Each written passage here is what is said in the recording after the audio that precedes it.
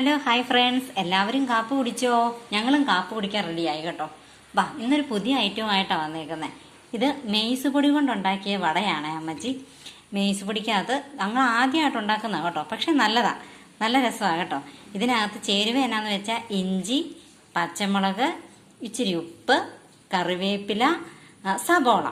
പച്ചമുളക് ഇച്ചിരി കുഞ്ഞിനാണ് നമ്മൾ അരിഞ്ഞിടുകയല്ലേ, സാധാരണ നമ്മൾ വടക്കൊക്കെ ഉണ്ടാക്കുന്ന പോലെ.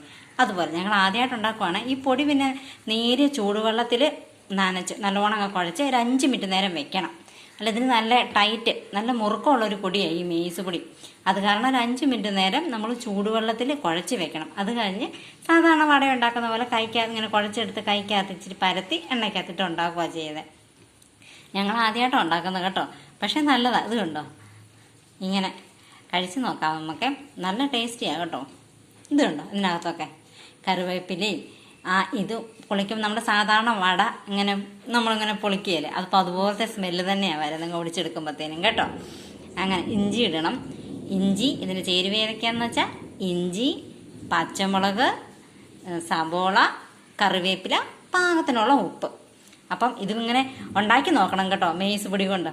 ഇത് കട്ടൻ ചായക്ക് കൂട്ടാൻ അടിപൊളിയാണ്. അപ്പം ഞങ്ങളിന്ന് ഇങ്ങനെ ഒന്ന് ചെറുതായിട്ടൊന്ന് ഉണ്ടാക്കി നോക്കി. ഏക്കാരം ഉണ്ടാക്കിയത് തിന്നു നോക്കിയത് അടിപൊളി തന്നെയാണ് കേട്ടോ. അപ്പോൾ എല്ലാവരും ഉണ്ടാക്കി നോക്കണം. അപ്പോൾ tata, bye bye, see U.